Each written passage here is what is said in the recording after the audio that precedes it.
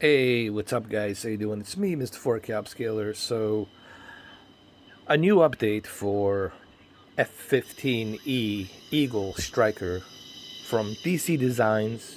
You can purchase this from a Justflight marketplace, meaning you cannot go to the Microsoft marketplace. You have to go to a third-party marketplace, which is Justflight, and Justflight has tons of stuff for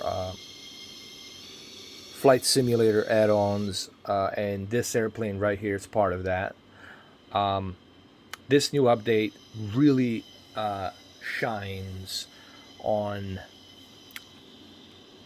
Microsoft Flight Simulator and this ultra widescreen CH90 QLED monitor. It is QLED quantum dots monitor that has vertical alignment with full array local dimming that gives you a pretty good contrast ratio, and also nice curvature on the viewing angle. So let's talk about the F-15 Striker Eagle here. Um, First of all, I had no problems or issues with this airplane when I first got it, but some people complain about the textures. So I'm going to zoom in just to show you a little bit around the F-15E Striker Eagle. I mean, I don't know if DCS will look anything drastically different than what you're seeing here. I have DCS F-15 and this exact same airplane. The difference is obviously on DCS, it's a fully functional jet fighter, right? But DCS, it's a combat simulator. This is a Microsoft Flight Simulator for aviators who are enthusiasts who just want to fly. So this new update on this F-15E really shines, and I know my camera here is not doing much of a justice. You have to see this in person. So anyway, let's take off, and let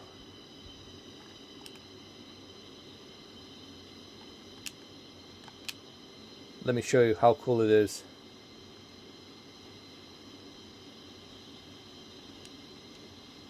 So what's the difference? Well, the textures, really, they really put a lot of effort, in my opinion, on textures, and I can notice that.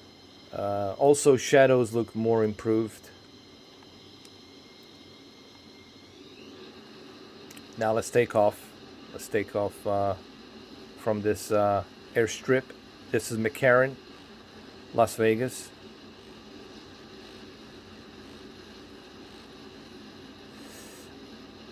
How about that, man? I'm not even looking at front. I'm looking from the sides, and I'm able to take off. That's what I call a maverick, right there.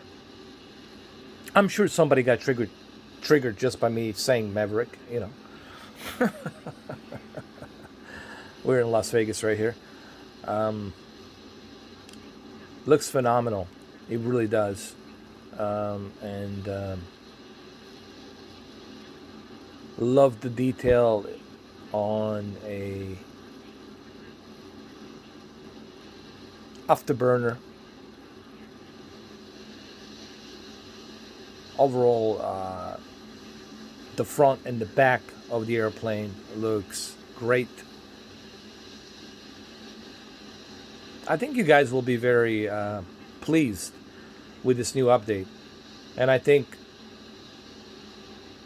now is the perfect time to go ahead to Justflight and pick this up. I'm gonna go ahead, go up a little bit to a higher altitude here, just to show you how cool that looks.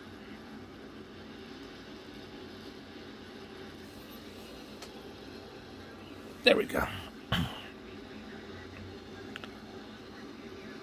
A lot of people ask me about the ultra widescreen and what's the purpose of having ultra widescreen. Like, why why would someone want to invest into a ultra widescreen at 32 by 9? Well, It's perfect for gaming. It's really gives you a much better field of vision if you're playing games like Fortnite, Call of Duty, World of Warcraft, um, PUBG,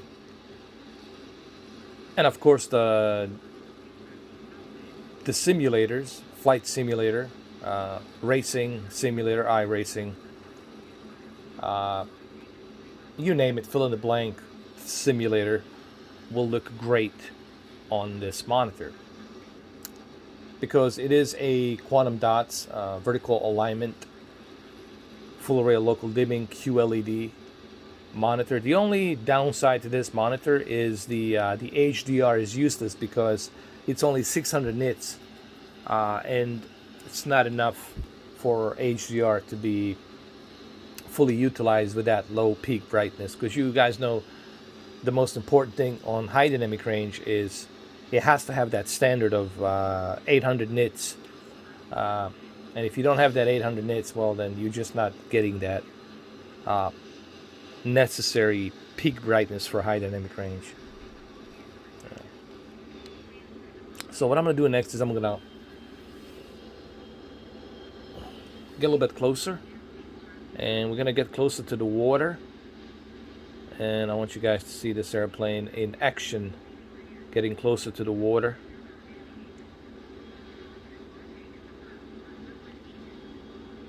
I can't wait for you guys to get this airplane and check it out yourself on your OLED. If you got an OLED, connect your PC to your OLED and just see how beautiful it looks. I'm also working on a video that people have been begging me, even though I have done those videos plenty of times. The video I'm talking about is a